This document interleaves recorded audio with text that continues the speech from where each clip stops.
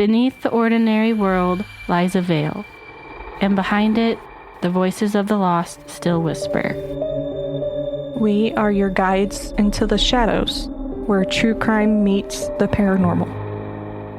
From chilling crimes to haunted histories, we uncover the stories that refuse to rest. This is Veil of Echoes.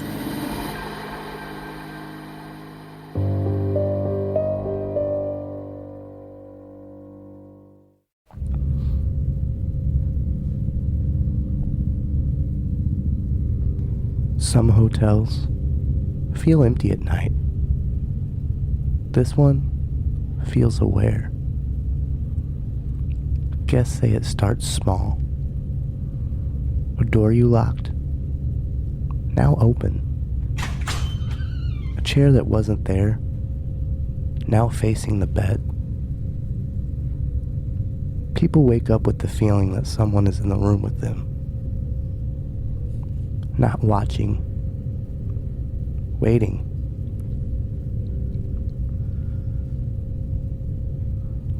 Some guests say it happens most when they're staying on the second floor. One room in particular, a room people don't usually stay in long. They feel fingers brush their arms, wait on the mattress. A presence that feels curious, almost childlike. Others report something different. A figure seen in hallways. Not threatening, just passing through. Small footsteps. A soft knock. A voice that doesn't sound lost.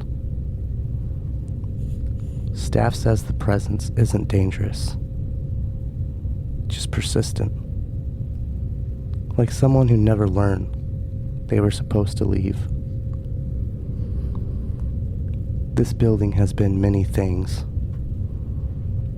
A luxury hotel, a place of hope, a hospital that promised cures it couldn't give. People came here sick, desperate, and trusting the walls around them. Some never left. Others did, but said something followed them home. Some places don't trap you. They remember you. Episode 37, The Crescent Hotel. Hey everyone, and welcome back to Veil of Echoes.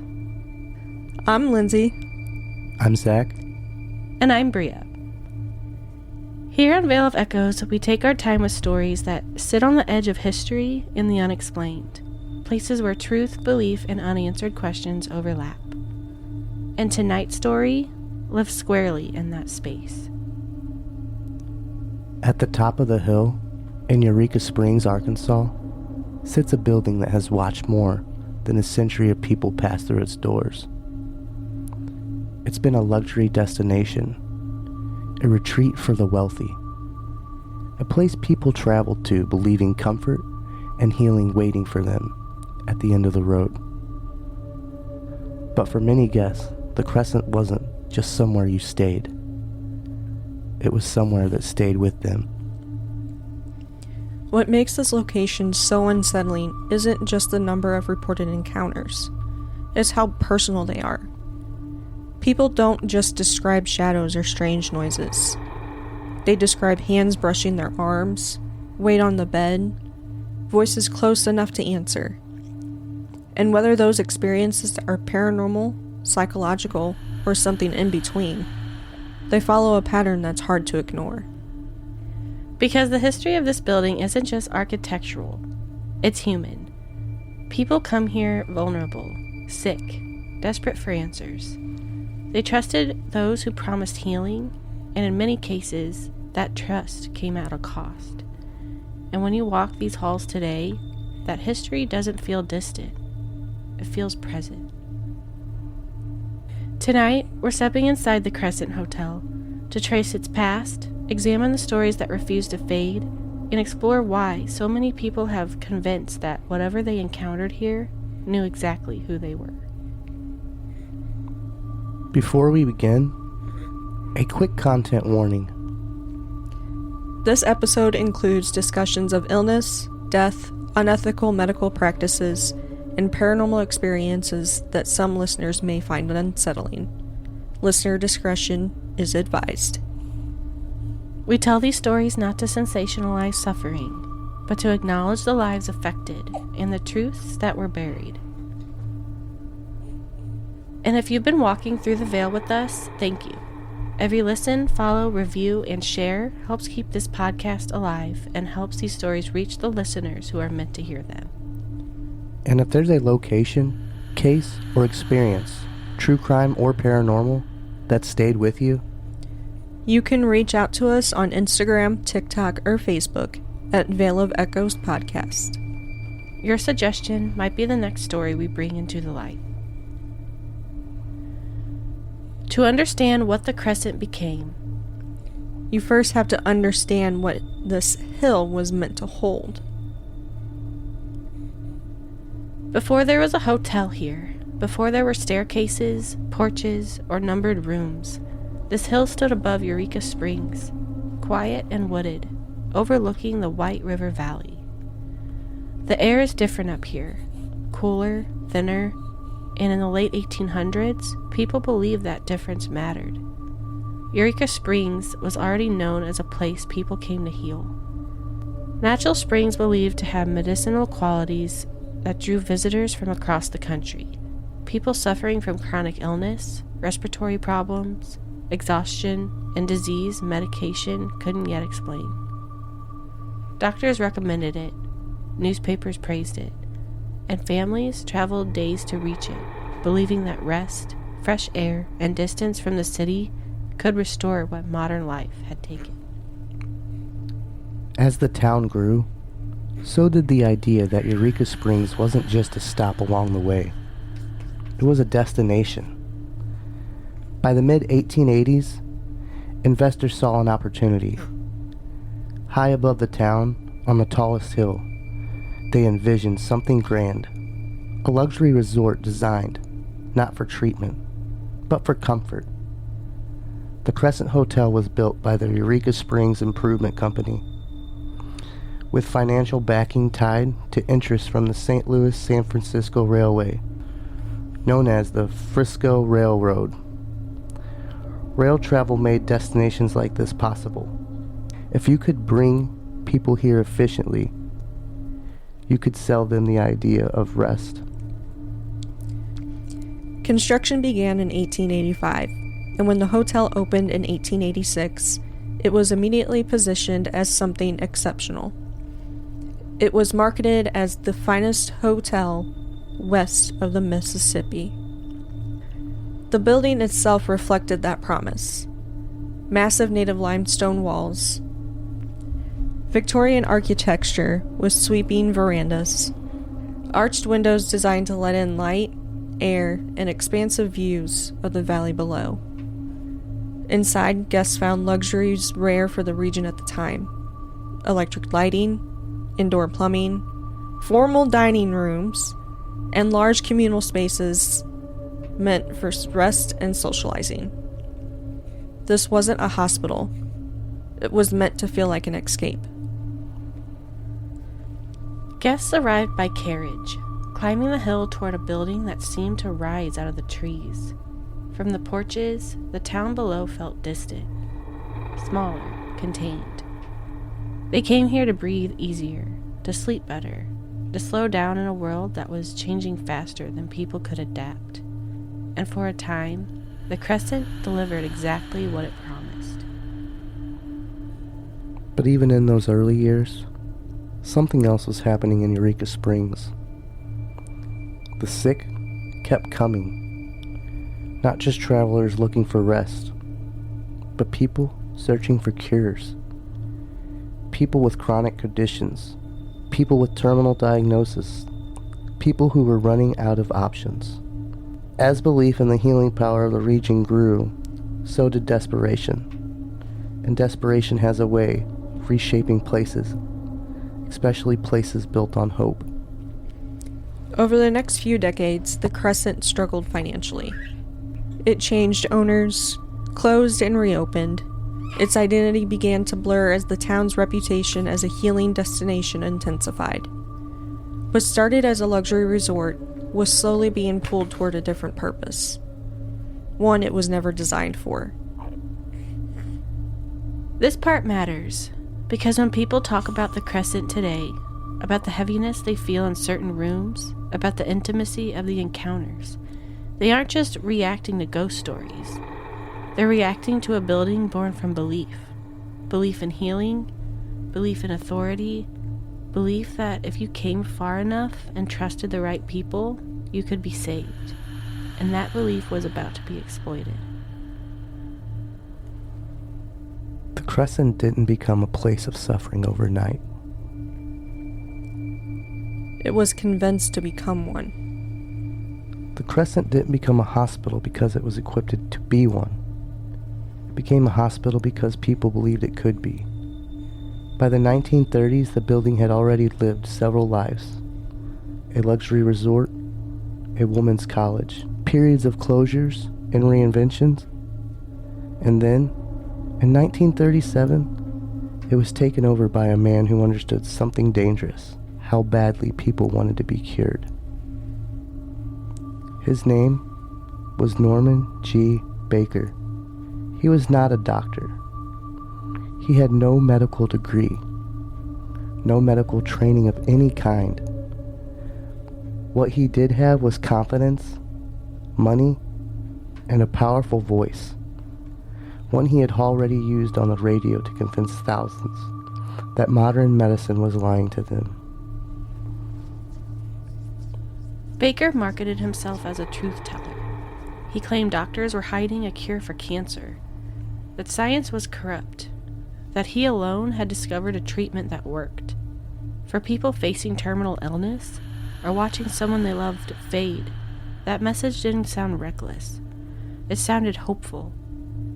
Baker purchased the Crescent Hotel and renamed it Baker Hospital.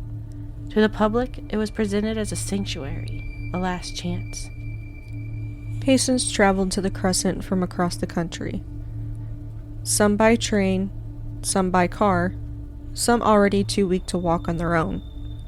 They were told the treatments were painless, that improvement would come quickly, that pain meant progress. What they weren't told was the truth. There was no cure. Federal investigations later revealed Baker's treatments consisted of a rotating mix of injections, salves, and topical applications, none of which had any medical basis. Some substances were inert, others caused real harm. Pain was part of the lie.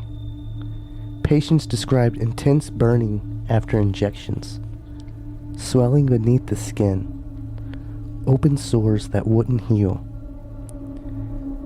Instead of stopping treatment, staff reassured them the pain meant the cancer was dying. If someone worsened, Baker didn't admit failure. He blamed the patient. They hadn't believed enough.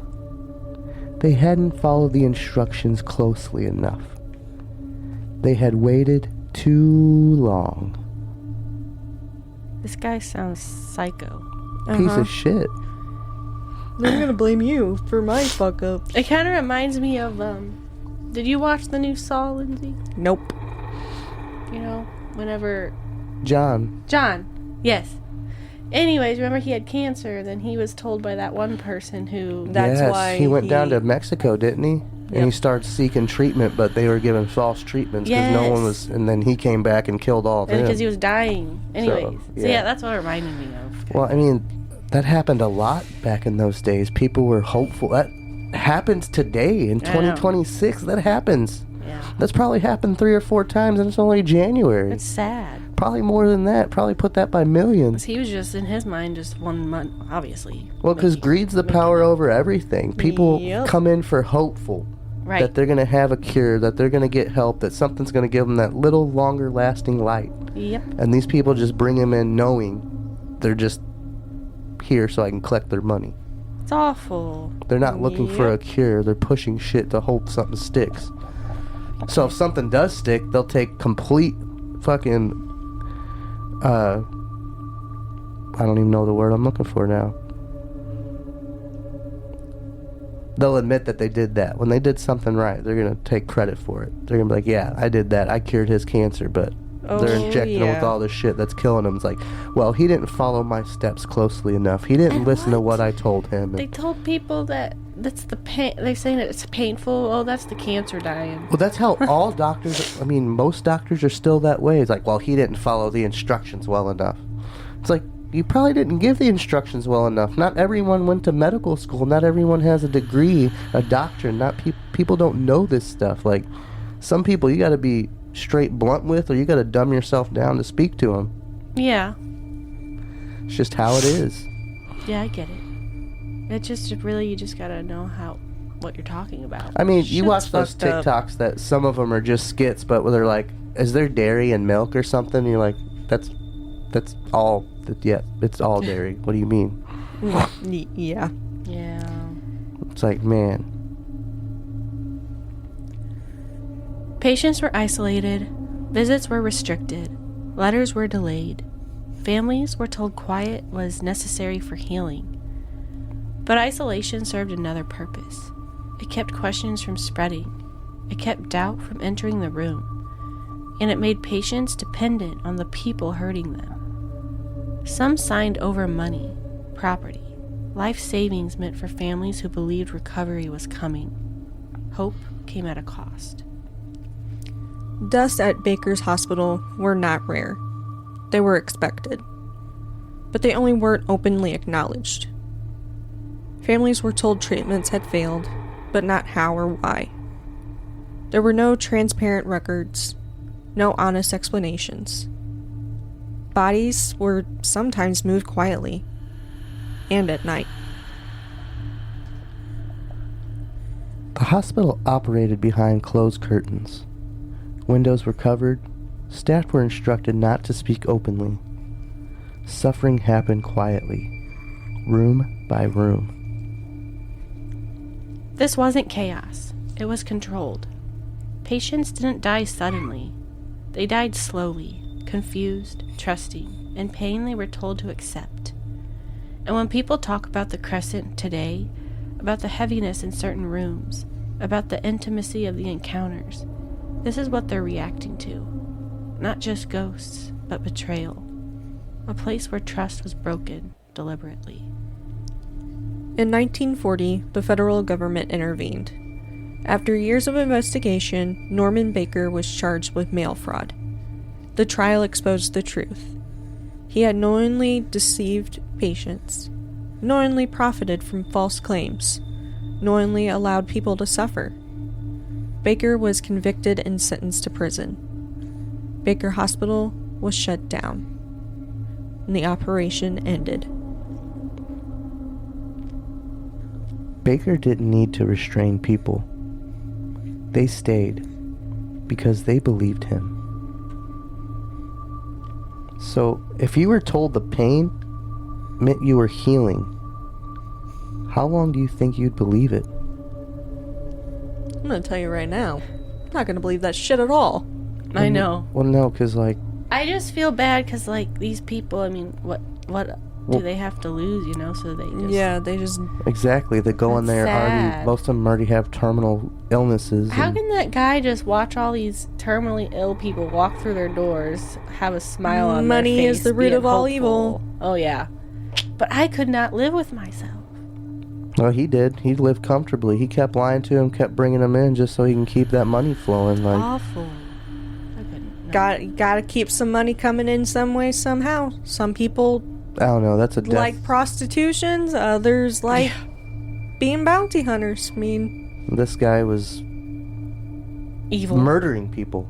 Like, there's Pretty no other way to much, yeah. put it. He was deliberately murdering people under false claims that he was a doctor and knew what he was And doing. he had no medical degree. And that's how ignorant these people were. They didn't look into this back then. They just accepted it because he had a huge, nice building. He had money, so they automatically thought he was already a doctor or something. And that's what's sad, though, is they had hope, you know.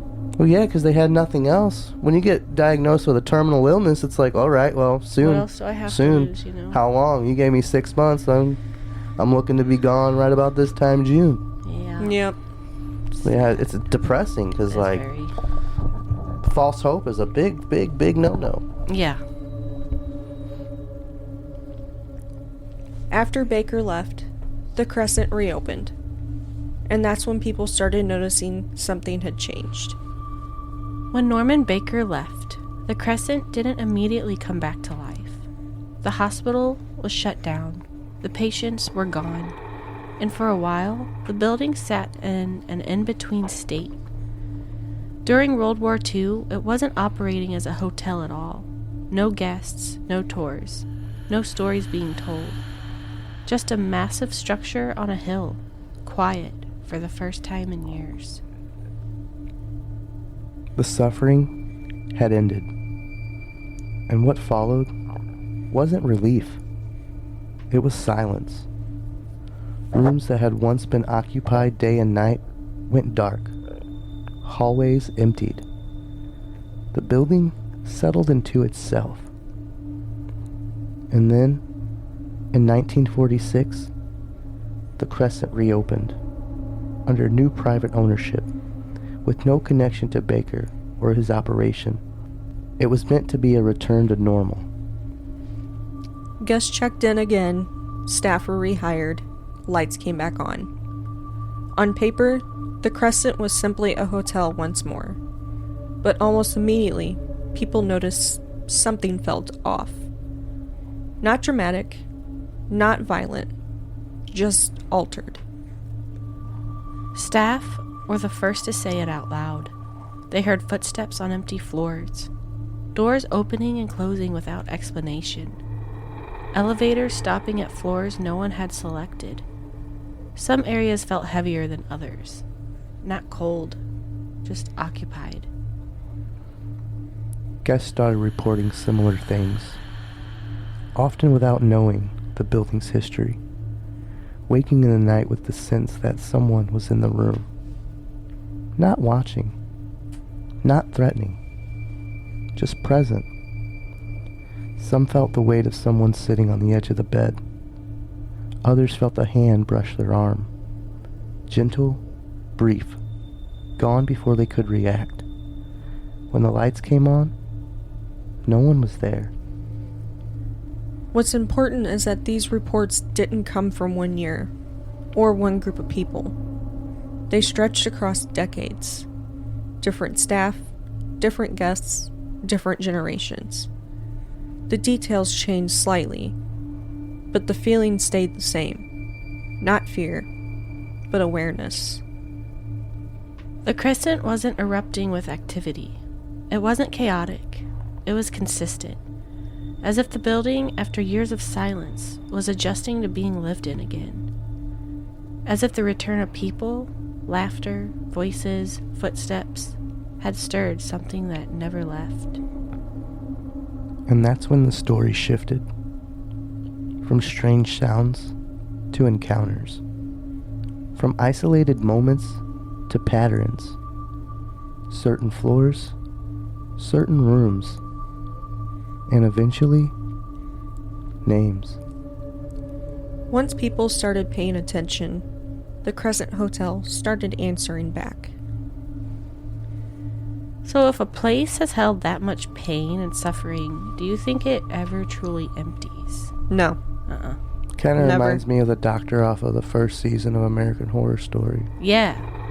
Yes. Who's like doing fucking hack job abortions in the basement or something. Murder House. Yeah, that's You what I didn't said, watch... the first season. Oh, sorry. I was thinking about Asylum. I'm sorry, the only one I really watched was the first season. Everything else I just seen bits and pieces The of. Asylum one's What? good. Which one was it where the guy, like, took the baby and was, like, sewing it back together? First. The Yeah, I first think one? season. Murder Yeah. House. Yeah.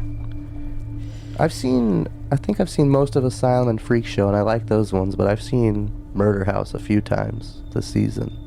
That's why I'm excited for the new season. I like Jessica it, 'cause Lang's back. they're all Evan back, Peters mostly, is aren't they? back. Yeah, pretty much. Which Sarah Paulson. Yeah. I got to meet Evan Peters. Yeah. Just Is- saying. Emma Roberts in that? Yeah, she'll be back. Why did you bite me? Amanda Bynes. Oh, Bynes! Oh my, that poor girl. Have you seen her lately? Yes, but she had some fucked up shit happen to her. You seen them eyebrows she got going on? I know. I loved Amanda Bynes growing.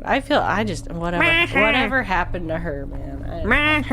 You know what happened to her. I know. Drugs. Well, Hollywood. Yes.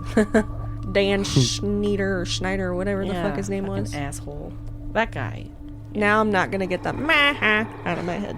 no, never. Every time she says it, the only other My one I name's think of is I was in the I garage love the Amanda and show. I saw a spider on the wall. Oh my god, And totally I was like, Kyle. a spider, and the spider was like, Kyle.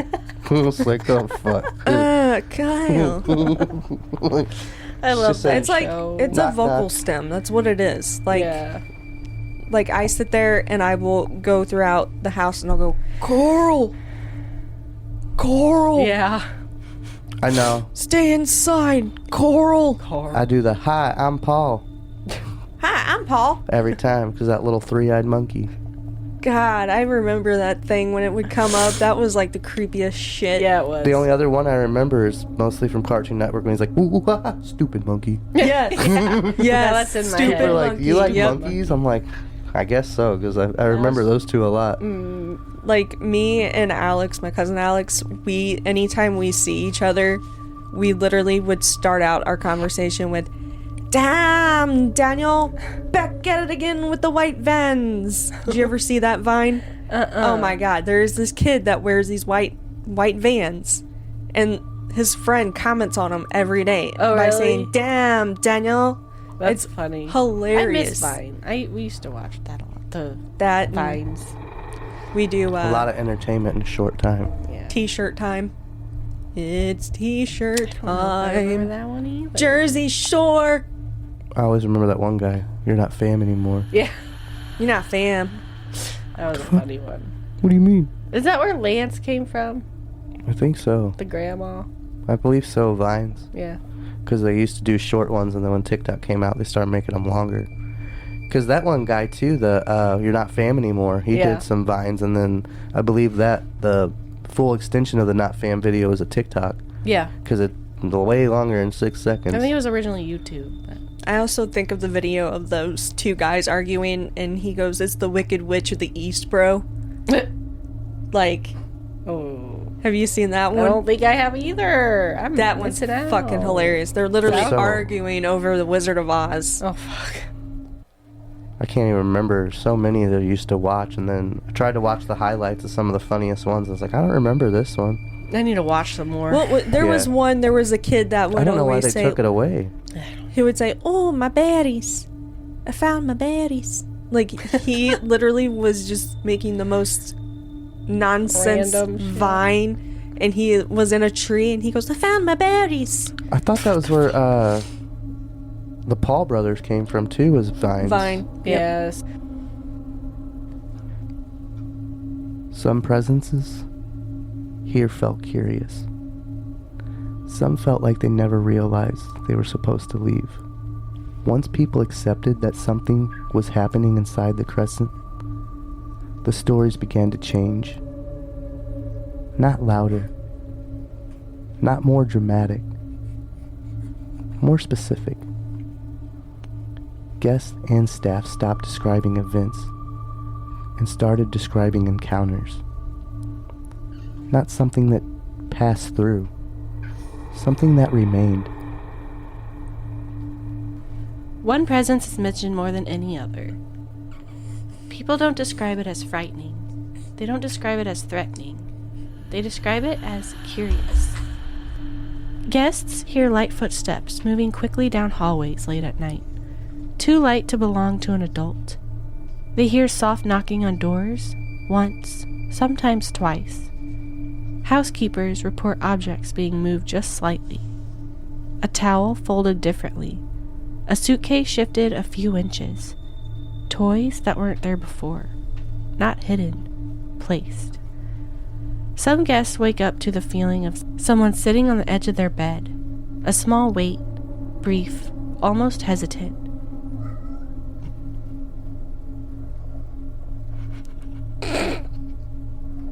Hi, Siri. Hello? Hi. Hello? As if whoever it is just wants to see who's there.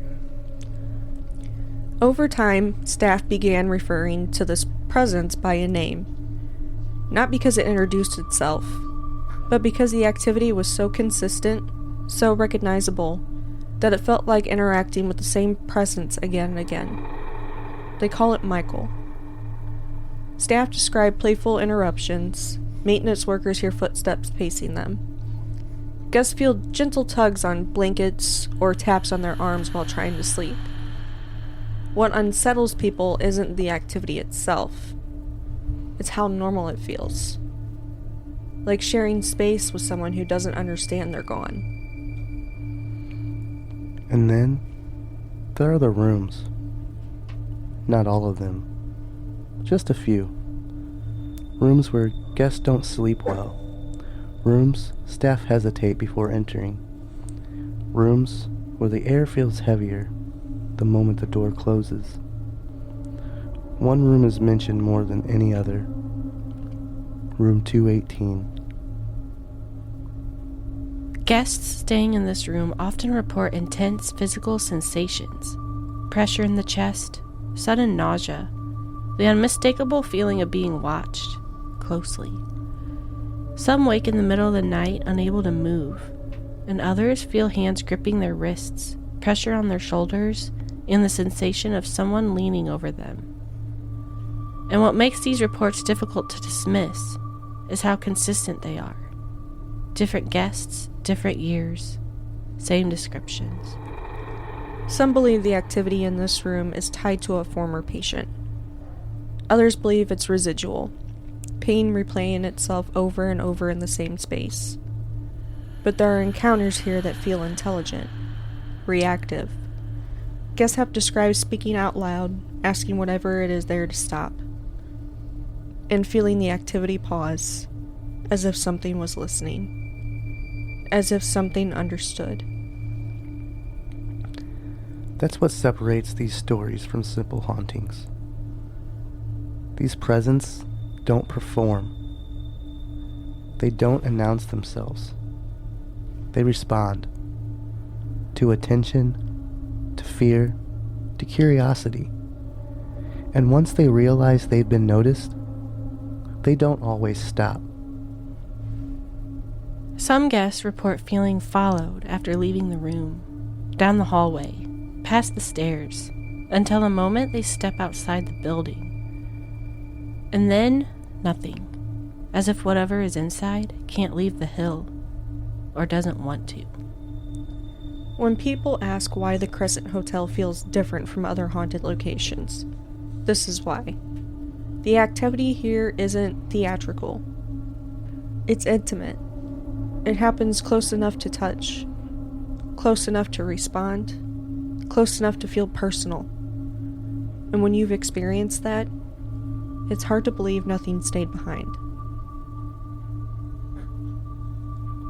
Well, if something doesn't know it's supposed to leave, should it be forced to? Not when it comes to paranormal. You leave that shit alone.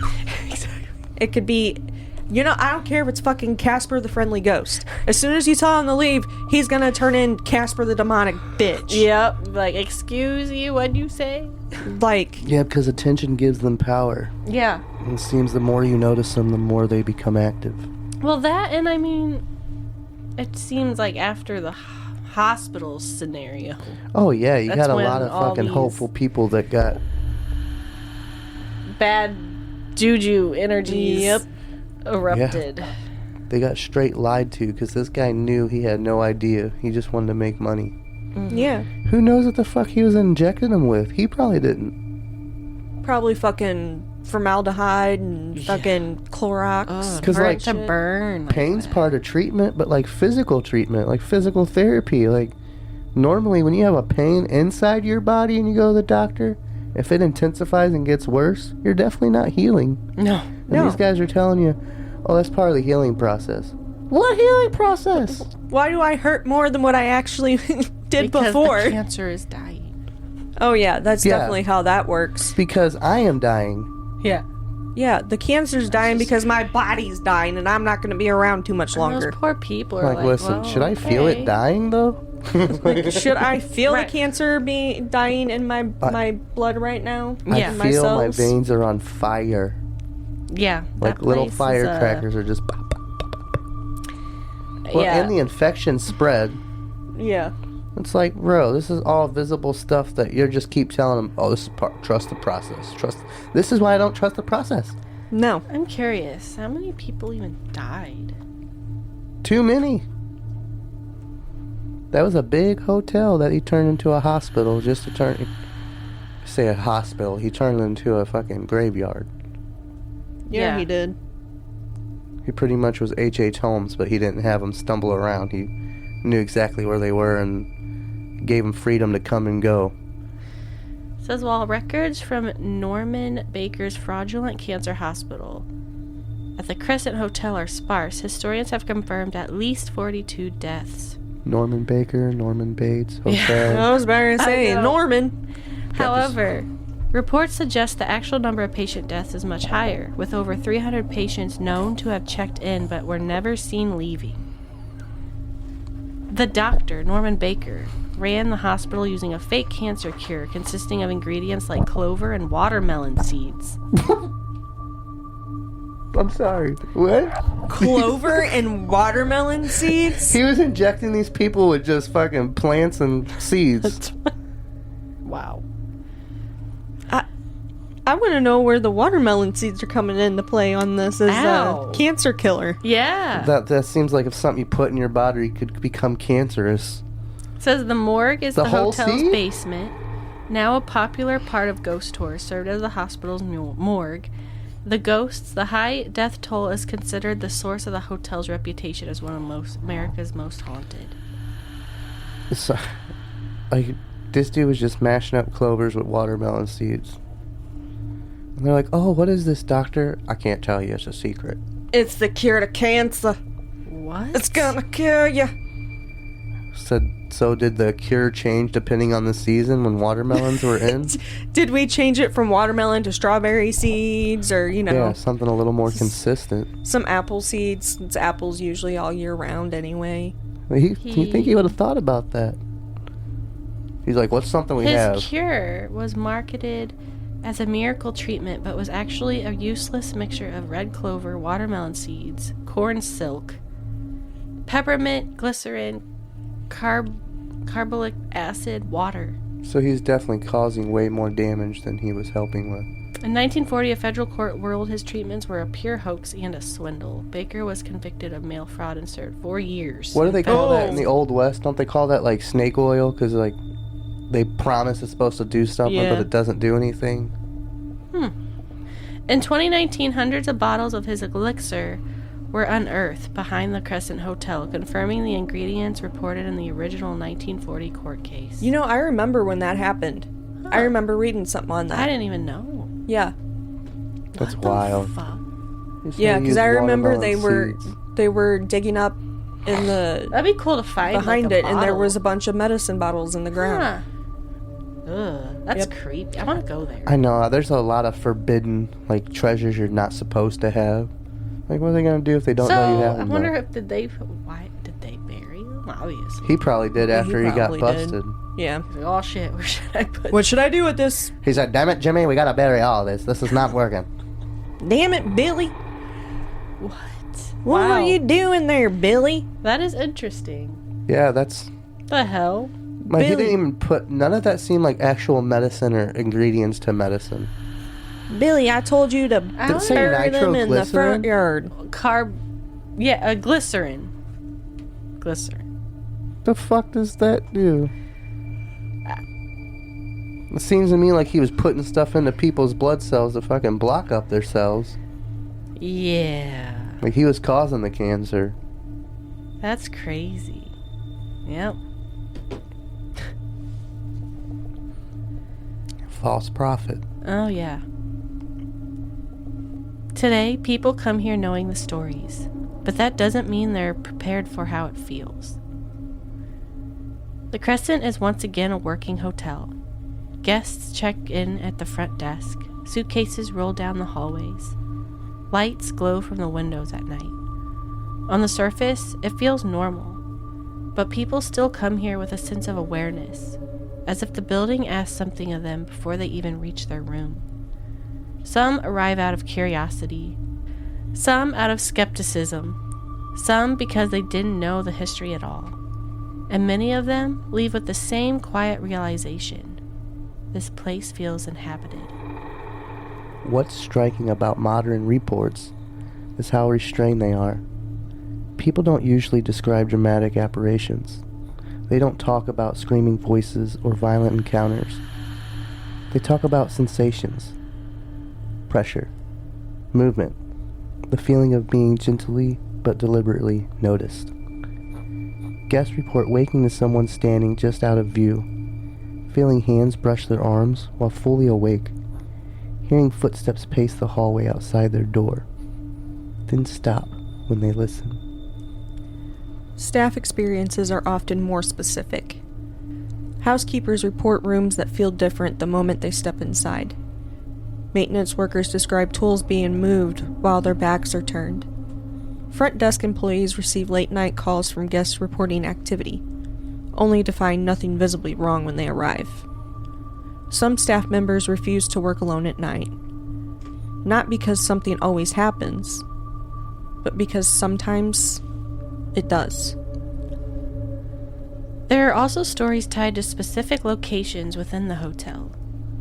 Guests report the sensation of someone sitting beside them on the stone wall outside. Others describe hearing voices in the stairwells, soft, indistinct, impossible to locate. And some wake with scratches, others with bruises they can't explain. And what's unsettling isn't just the experience, it's how calmly people describe it afterwards, as if whatever happened felt intentional. One of the most repeated details in modern accounts is how quickly the atmosphere changes at night. The Crescent during the day feels open, bright, and busy. But after dark, the hallways feel longer. The silence feels heavier. Guests say it doesn't feel like being watched. It feels like sharing space, like something is aware you're there and deciding whether to make itself known. What separates the Crescent from many other haunted locations is that it doesn't rely on storytelling to feel active. Even people who dismiss the paranormal describe the same physical responses: unease, disorientation, a strong desire to leave certain rooms quickly. Skeptics often say the same thing afterwards: I didn't expect to feel anything. And yet, they did. Ghost tours pass through the building now. Stories are shared openly, but the most unsettling experiences don't usually happen during tours. They happen late, quietly, when someone is alone and unprepared. That's when the Crescent feels less like a landmark and more like a presence. Some staff have quiet rules they don't advertise. Certain doors are closed at night. Certain rooms are entered briefly, then left. Certain hallways aren't lingered in. Not because something is guaranteed to happen, but because sometimes the building answers back. The Crescent doesn't feel haunted in the way people expect. It doesn't feel angry. It feels remembered, as if the building learned how to hold people, their hope, their fear, and their pain, and never learned how to release it. People once came here believing pain meant healing, Now, people come believing silence means safety, and the building remembers both. Some guests say the hill is quiet at night. Others say it listens. And that concludes this episode of Vale of Echoes. If you've been walking through the Vale with us, thank you. Every listen, follow, review, and share helps keep this podcast alive and helps these stories reach the listeners who are meant to hear them. And if there's a case, true crime, or paranormal that stayed with you, you can find us on Instagram, TikTok, and Facebook at Vale of Echoes Podcast. Your suggestion might be the next story we bring into the light. This Monday, we return to one of the most painful cases we've ever covered. 3 little boys. A crime that shattered a town. And 3 teenagers who spent years behind bars. In part 4 of the West Memphis 3 series, we're talking about the plea that changed everything. Why the boys took it, what it meant legally, and what it meant emotionally. We'll also take the time to remember the lives of Stevie Branch, Michael Moore, and Christopher Byers, and examine the suspect theories that still raise questions today. Because closure doesn't always come from answers. Sometimes it comes from understanding why justice still feels unfinished. Until next time, keep your ears open. And the veil closed.